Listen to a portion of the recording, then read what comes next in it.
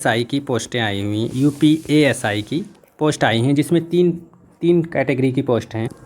तीन कैटेगरी की पोस्ट हैं, एसआई क्लर्क और एसआई अकाउंटेंट और एसआई गोपनीय मतलब गोपनीयता की पोस्टें हैं। तीन कैटेगरी लगभग 1277 पोस्टें हैं, जिसमें लोगों को मतलब बच्चों को भ्रम है कि कौन से हम लोग, हमारे पास तो ओ लेवल है नहीं, तो ओ लेवल के अगर समकक्ष बोला है तो एक साल का कौन सा सर्टिफिकेट मांगा है और कौन से भर सकते हैं। एनआईटी का है नहीं, हमने कौन सा किया, आईटीआई की है, तो उससे रिलेटेड आपके ओ लेवल से रिलेटेड या समकक्ष जो भी क्वालिफिकेशन है कौन सा सर्टिफिकेट है, वो हम लोग डिटेल में देखेंगे कि कौन लोग फॉर्म भर सकते हैं और कौन से लोग नहीं भर सकते हैं।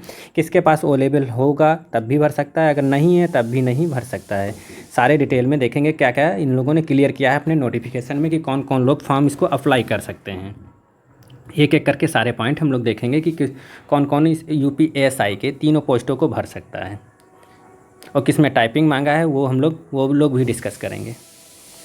क्या बता रखा है इन लोगों ने कि डोएक एनआईएलईटी से ओ लेवल कोर्स के समकक्ष निर्धारण विषय निर्णय। क्या क्या पहले पॉइंट में इन लोगों ने क्या रखा है कि अगर आपके बीएससी में कंप्यूटर साइंस एक विषय के रूप में है, मतलब आपने बीएससी किया है, उसमें कंप्यूटर साइंस का जो सब्जेक्ट होता है वो एक सब्जेक्ट के रूप में है, तीनों वर्ष रहा है और आपको डिग्री जो मिली है बीएससी की मिली है और ओ लेवल के समकक्ष है, अथवा मतलब ये माना जाएगा या ओ लेवल के समकक्ष है अथवा ऊपर है। जैसे आपने बीएससी की पीसीएमसी मतलब फिजिक्स केमिस्ट्री की और बाद में कंप्यूटर साइंस मतलब पीसीसी से की, या फिर यहाँ पे फिजिक्स केमिस्ट्री था, फिर यहाँ पे मैथ होता है जैसे पीसीएम से लोग करते हैं, तो यहाँ पे आपका कंप्यूटर साइंस था। यहाँ पे कोई भी एक सब्जेक्ट है, मतलब तीनों साल आपका कंप्यूटर साइंस रहा है, तो BSc computer science O level से ऊपर है, ये आपका माना जाएगा। अगर आपने बीएससी की है कंप्यूटर साइंस से तो आप लोग फॉर्म अप्लाई कर सकते हैं। यहाँ पे पहले पॉइंट में ये क्लियर किया गया है। सेकंड पॉइंट में देखते हैं क्या बताया गया है। सेकंड पॉइंट पे कह रहा है कि बीएससी में कंप्यूटर साइंस एक विषय के रूप में अंतिम वर्ष में रहा है, मतलब वो तीनों साल तक पहले पॉइंट में था, अब यहाँ पे लास्ट मतलब फाइनल ईयर में रहा है तथा डिग्री बीएससी की मिली है, तो अभी ये समकक्ष अथवा ऊपर है। क्या कह रहा है यहाँ पे क्लियर करता है कि कौन सा होगा या नहीं होगा। इधर आपका क्वेश्चन, जैसे कोई स्टूडेंट क्वेश्चन कर रहा है, इधर पॉइंट में क्वेश्चन के हिसाब से इन लोगों ने क्लियर किया और इधर बोल देते हैं कि वो होगा या नहीं होगा। तो बीएससी कंप्यूटर साइंस में एक वर्ष ओ लेवल के भी है, एक वर्ष का कोर्स है। तो दोस्तों आप लोग फॉर्म भर सकते हैं क्योंकि आपका एक साल तो फाइनल ईयर में रहा ही कंप्यूटर सब्जेक्ट, तो कोर्स के एक दूसरे समकक्ष हैं, मतलब तभी आप फॉर्म भर सकते हैं। आप बीएससी में तीनों साल मतलब तीन साल तक आप कंप्यूटर साइंस रहा सब्जेक्ट आपका, या फिर लास्ट फाइनल ईयर में रहा है, तब भी आप फॉर्म अप्लाई कर सकते हैं। अगला पॉइंट क्या कह रहे हैं, क्या आप बीबीए ओ लेवल के समकक्ष हैं। जैसे कुछ लोगों ने बीबीए कर रखा होता तो वो ओ लेवल के समकक्ष है या नहीं। क्या है, bachelor of business administration O level के समकक्ष नहीं है। अगर आपने बीबीए किया है तो आप फॉर्म नहीं भर सकते हैं, वो ओ लेवल के समकक्ष नहीं है। साफ साफ यहाँ पे क्लियर कर दिया है, जिन लोगों के पास बीबीए है वो लोग ये फॉर्म अप्लाई नहीं कर सकते हैं। क्या कह रहा है अगला पॉइंट, 6 पॉइंट पे क्या कह रहा है, क्या आप बीएससी आईटी ओ लेवल के समकक्ष हैं। जो लोग बीएससी किए हैं आईटी से, ठीक, बीएससी आईटी ओ लेवल से ऊपर है, ये लोग फॉर्म अप्लाई कर सकते हैं। बीबीए वाले फॉर्म नहीं अप्लाई कर सकते। जिन लोगों का बीबीए है वो लोग फॉर्म को अप्लाई नहीं कर सकते।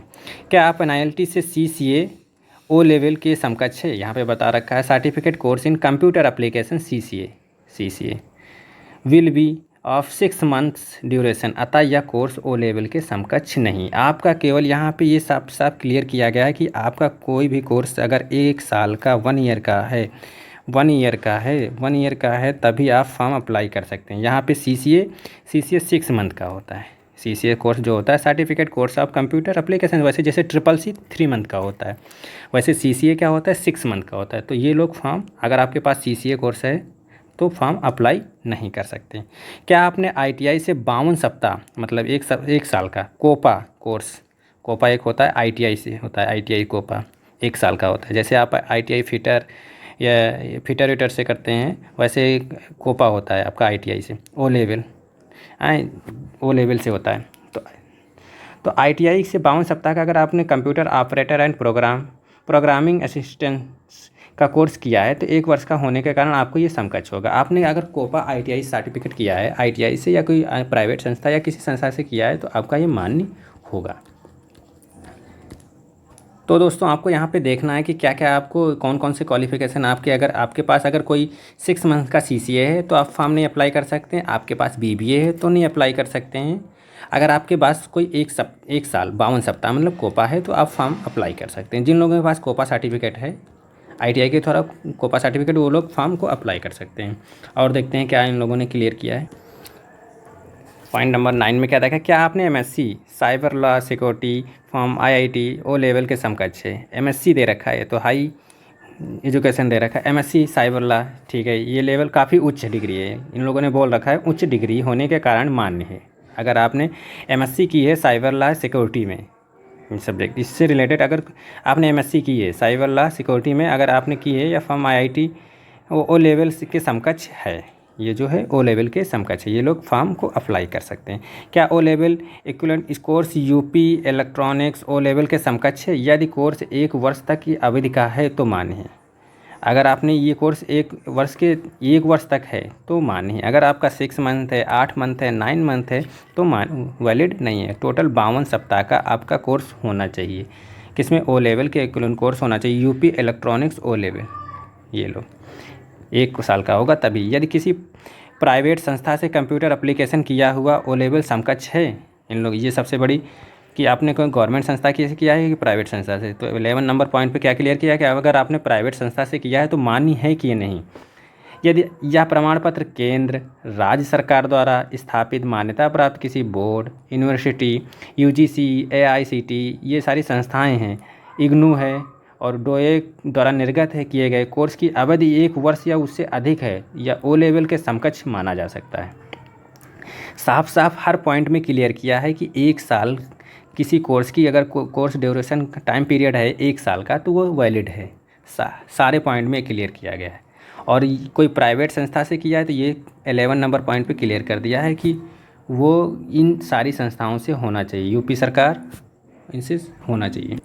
12 नंबर पे कुछ कोर्सेज दे रखे हैं कि यदि क्या किसी प्राइवेट संस्था से आपने इतने कोर्स किए हैं, DOP, डोमा, ADCA, ADCH है, जैसे ADCP है, DCA, DCFA, DCS और DCT, DPA करके सारे कोर्स दे रखे हैं। जितने कोर्स हैं DISM सारे कोर्स किया हुआ है, इतने कोर्स आपका किसी भी प्राइवेट संस्था से किया है, वो संस्था 11 नंबर पे पॉइंट में किया है कि कोई सरकारी संस्था से संबंध हो तो कोर्स किया है तो ओ लेवल के समकक्ष ये माने जाएंगे कि नहीं। तो इसमें क्या क्लियर कर रखा है इन लोगों ने कि यदि प्रमाण पत्र केंद्र राज्य सरकार द्वारा स्थापित मान्यता प्राप्त किसी बोर्ड, यूनिवर्सिटी, वही चीज़ें क्लियर की हैं, 1 वर्ष का हो, जो 11 नंबर में किया था। अब यहाँ पे कोर्स दे रखे कि हमारे पास ये कोर्स है, इससे रिलेटेड तो हम लोग फॉर्म अप्लाई कर सकते कि नहीं कर सकते।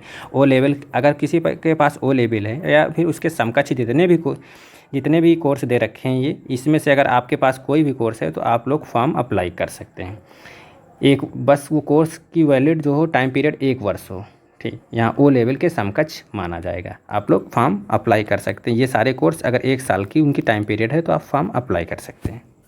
अगले पॉइंट पे क्या कर रहा है कि क्या UGDCA UP इलेक्ट्रॉनिक्स 480 हावर्स मतलब 480 घंटे UP डिस्को 1 वर्ष किया हो तो ये ओ लेवल के समकक्ष माना जाएगा। ये एक संस्था है, उसके द्वारा क्या करा, डिप्लोमा ओ लेवल के समकक्ष माना जाएगा। उत्तर प्रदेश के अवधि जो होगी इसकी 1 वर्ष या अधिक होने पर ही मान्य होगा।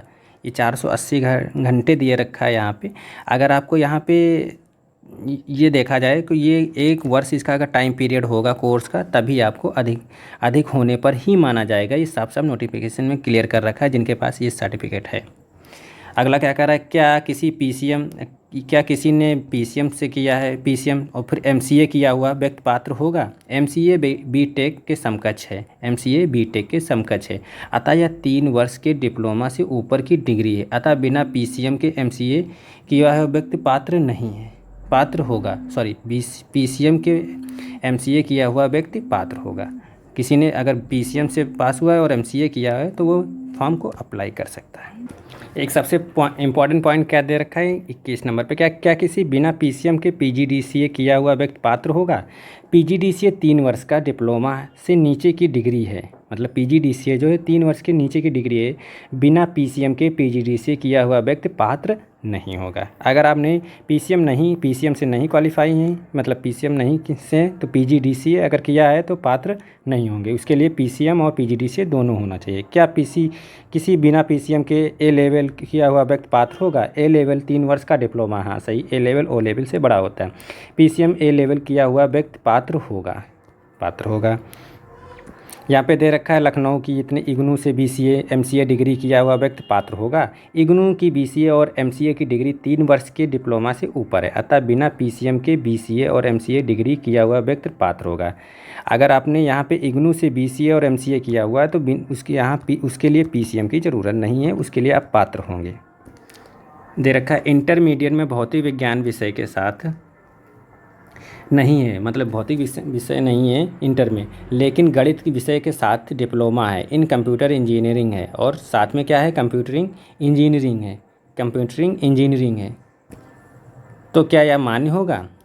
गवर्नमेंट रजिस्टर्ड इंस्टीट्यूट से है, मतलब ये कोर्स आपका गवर्नमेंट रजिस्टर्ड इंस्टीट्यूट से है, तो 3 वर्ष या उससे अधिक है, तथा प्रमाण पत्र केंद्र राज्य सरकार द्वारा मान्यता प्राप्त किसी बोर्ड या यूनिवर्सिटी से है तो द्वारा निर्गत है, तभी यह मान्य होगा। मतलब आपको यह कोई सर्टिफिकेट है तो अगर किसी बोर्ड या संस्था द्वारा मान्य है तो तभी मान्य होगा।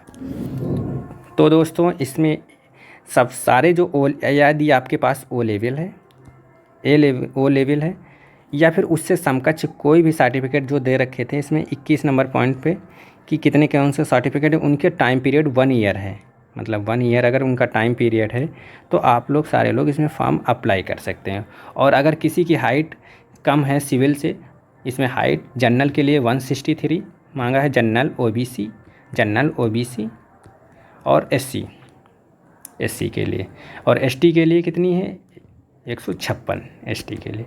यहीं पे अगर फीमेल की देखा जाए तो फीमेल की 150 है, जनरल OBC SC, और ST के लिए 145 ये फीमेल की। अगर किसी की हाइट इतनी है तो आप सारे लोग फॉर्म अप्लाई कर सकते हैं।